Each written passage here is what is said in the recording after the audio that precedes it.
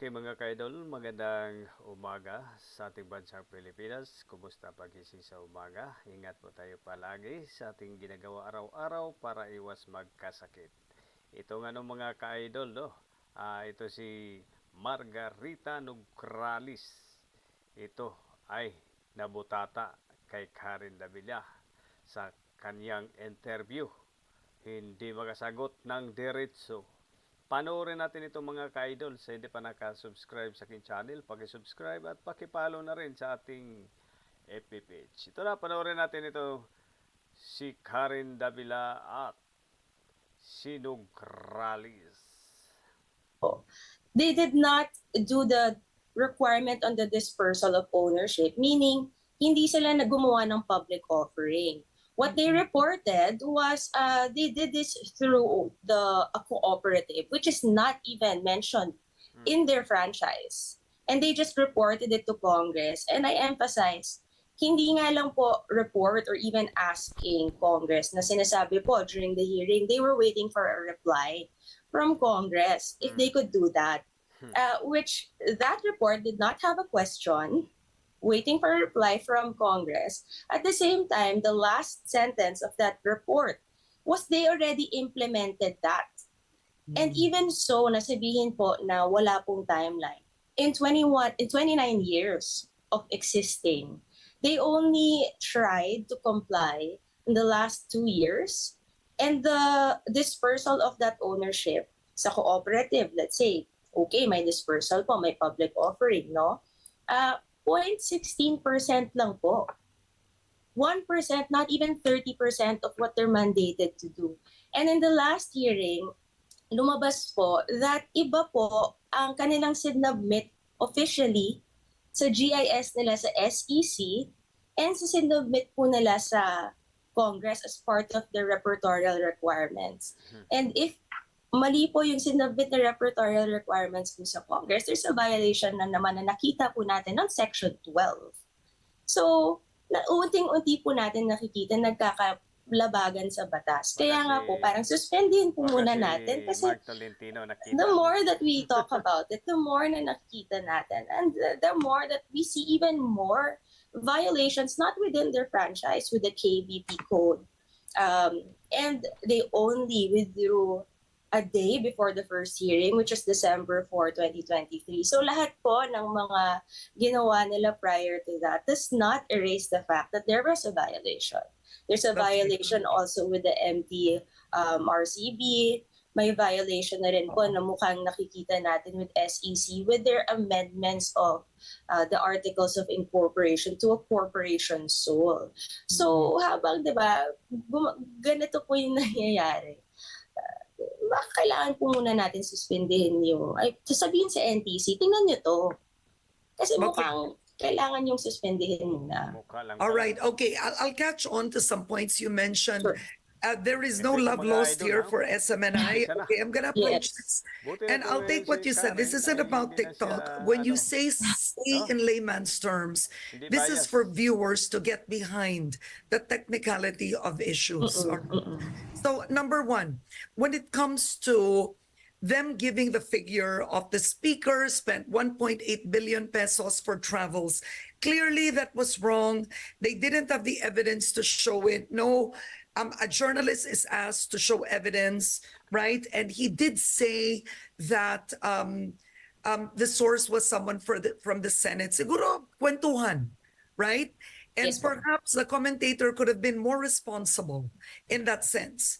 But at the end of the day, whether you like the commentator or not, he is still protected by the Soto law not to reveal a source. Yes. With that, do you agree?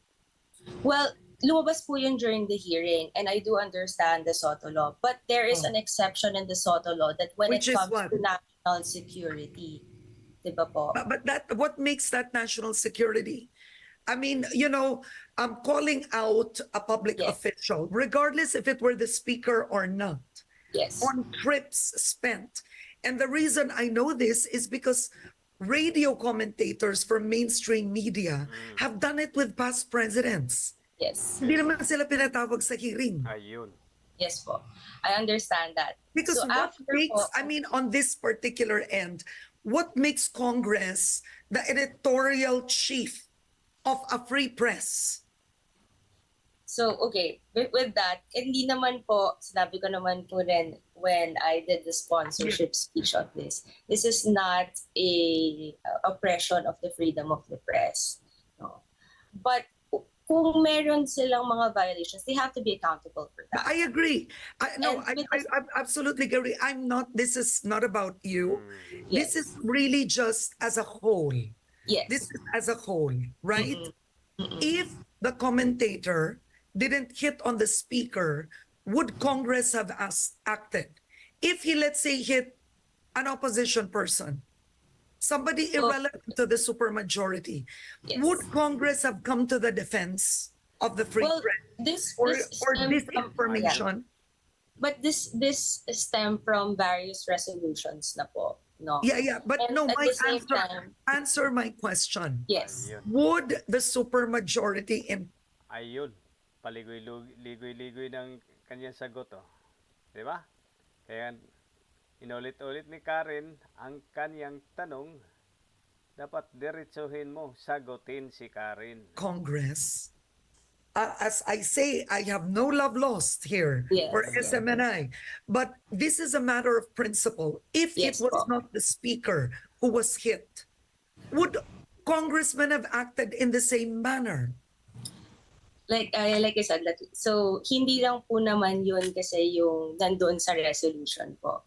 Meron din pong pagtatama sa may mga ibang resolutions po rin na na-file on this red tagging, on this misinformation. So and let's on. talk about red tagging. I'm curious. The irony of this is SMNI's 2019 franchise, but the franchise was renewed in 2019. Yes, po. Okay. Your brothers sponsored the franchise renewal of Yes. SMNI. Yes. Right? So we're talking about now Secretary Carlo Nograles when he was in Congress and Jericho Nograles. They sponsored the SMNI renewal. Yes. Didn't they spot the violations before they sponsored it? Well, when you sponsor something and when Congress does something, syempre it's a privilege that's given, right? This has nothing to do with who has authored it. Now it has to do with binigyan kayo ng privilege. You're supposed to be following. But I agree. I have no debate on that. Yes. The issue I'm asking is, I agree with your principles completely. So it leads me to this question. Isn't franchise revocation or renewal really just used at times? It's about who sits in power. Because, I mean, let me move back. I've asked this. ABS situation is different in the sense that the franchise expired.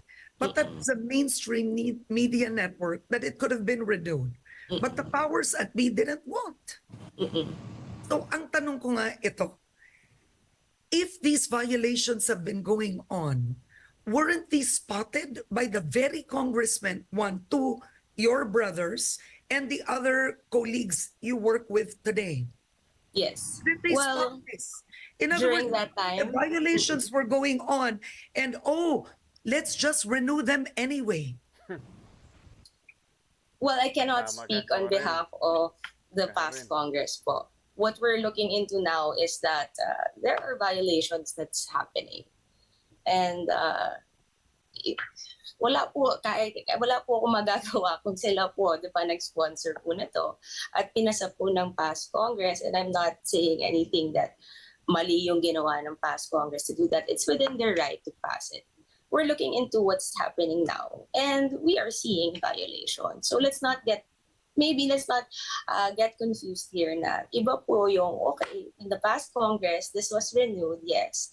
But right now, we're looking into violations na because there are violations that we are seeing. And of the Iba ngayon violations, dahil bayad what ka. is the No. strongest? Bayad ka nga.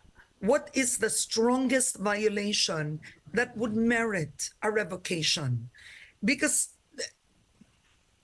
to comment on he's wrong. Okay, clearly he was wrong in the facts, but that doesn't alone constitute a revocation.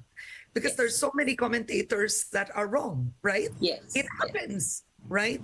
So Mhm. ang tanong ko, what is the strongest and clearest violation of the franchise? Well, hindi pa po nagsisimula ang pag-hear po with regard to the revocation. So wag natin pangunahan po because that's another hearing. What we did and what we adopted is a resolution to urge NTC because of the violations, that possible violations on their franchise. So that would be for another hearing naman po on the House bill that was filed on the revocation. And I think another issue for many people today is you have Congress now fighting against this information.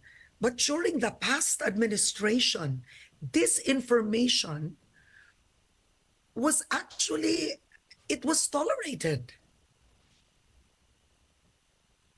I can't speak for the past Congress Right. when So Mrs. you Sara. have the same people angry with this information today, but it was used against journalists, opposition lawmakers. This information was used for the past 6 years, was tolerated by Congress.